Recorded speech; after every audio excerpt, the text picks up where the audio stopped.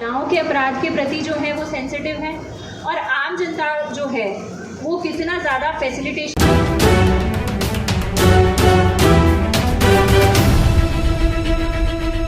नमस्कार, मैं अशोक भाटी। आप देख रहे हैं इंडिया एक्सप्रेस न्यूज। आइए डालते हैं आज की मुख्य खबर पर नजर। कोटपुतली बहरोड जिला एसपी वंदिता राणा ने बहरोड थाने में की सीएलजी सदस्यों के साथ बैठक में सीएलजी सदस्यों ने कुछ प्रमुख समस्याओं से एसपी को अवगत कराया, जिसमें बढ़ता अपराध, अवैध खनन, अवैध शराब बिक्री, अतिक्रमण और नशाखोरी।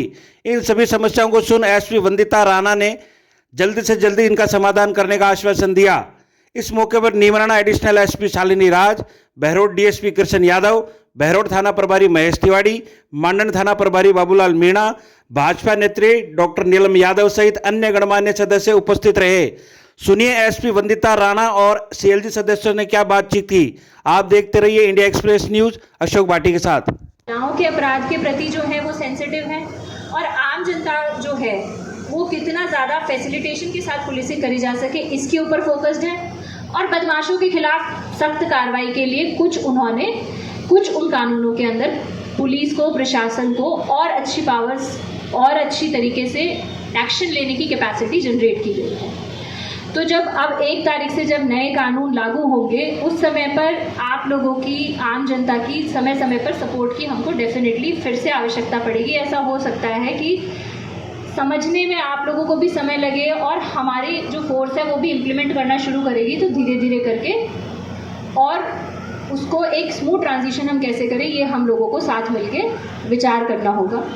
इसके अंदर बड़े सारे प्रावधान हैं, जैसे अब तक हथकड़ी लगाने से पहले पुलिस को परमिशन लेनी पड़ती थी कोर्ट से। अब अगर कोई क्रिमिनल है, अगेन आम जनता के लिए नहीं है, कोई आदतन अपराधी है तो उस पर हम हथकड़ी लगाने की पावर्स हैं।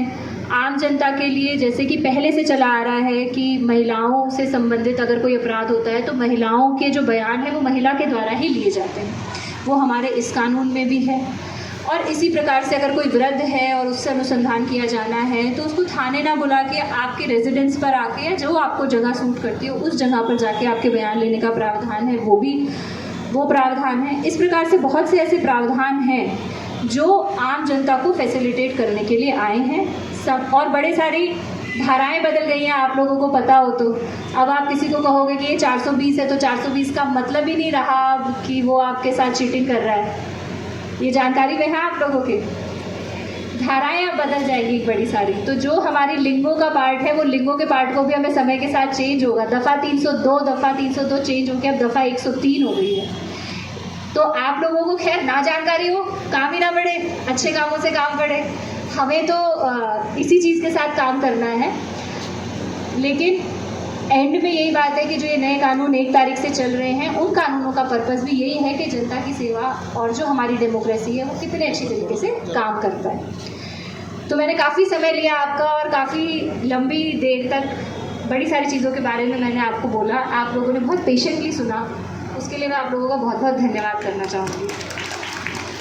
इसमें सबसे ज़्यादा ये वाली ठगी फॉर सम रीज़न रिटायरमेंट के बाद फौजियों के साथ हो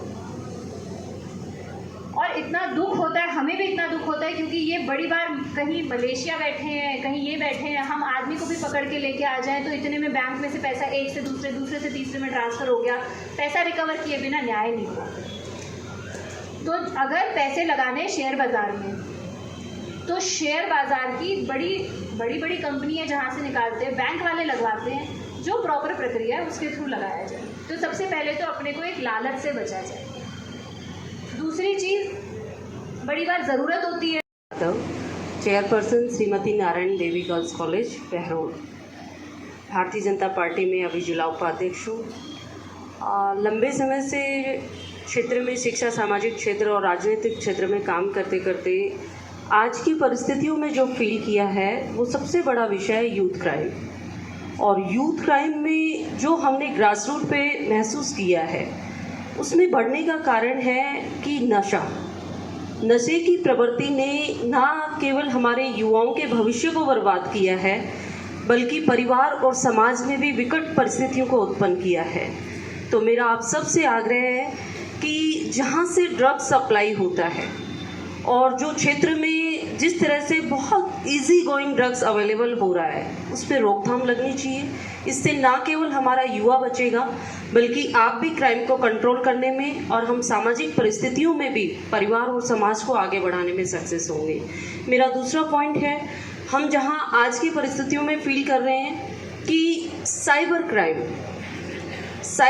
क्राइम की जो घटनाएं हैं वो भी लगातार बढ़ रही हैं और आज भी चाहे आपकी हमारी पुलिस और कानून की व्यवस्था हो या सामाजिक व्यवस्था हो, दोनों में ही इसे लाइटली लिया जाता है। लेकिन आने वाले समय में ये परिस्थितियां और विकट पैदा होंगी क्योंकि टेक्नोलॉजी का ज़माना है और साइबर क्राइम के माध्यम से जो भी इस समय दोषी हैं उनके ऊपर सख्त कार्रवाई हो तो शायद हम आगे सक्सेसफुली आगे बढ़ पाएंगे और हम क्राइम को कंट्रोल कर पाएंगे। तीसरा पॉइंट ऑफ व्यू है कि गर्ल्स कॉलेज हैं, उनके आसपास गश्त होनी चाहिए। Thank you ma'am. कभी सूचना मिलती है, कभी नहीं मिलती।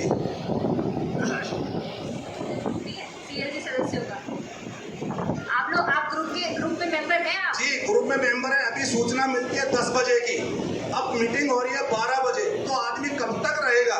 तो सूचना डलनी चाहिए, आपको 12 बजे आने हैं, मैम नहीं आ चुकी, 12 बजे आएगी, तो वो किस तरह से आएगा आदमी?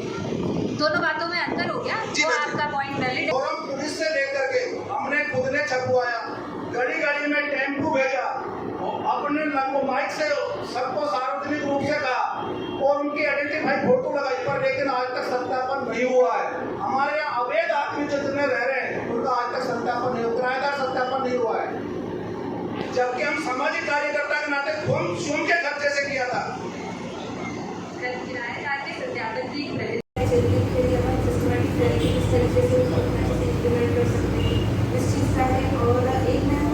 प्रति महिलाएं हैं, जैसे अगर उसके जो हस्बैंड वो एक्सपायर हो जाते हैं उसके बाद में उनकी घर की स्थिति काफ़ी बुरी हो गई है। ऐसा एक रिसेंट है कि इसमें सामने अभी आया तो उससे लोग पहले की बात है कि वो गवर्नमेंट जॉब में है, उनके जब वो एक्सपायर हुए थे उनकी जगह पर उनके बेटे को जॉब मिल गई।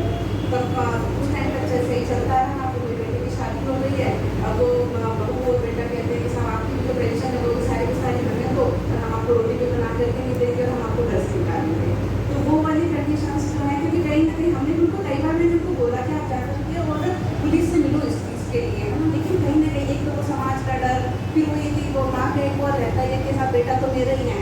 तो इस चीज़ के लिए हम किस तरीके से ज़्यादा कर सकते हैं, उसको कैसे सुधार ला सकते हैं।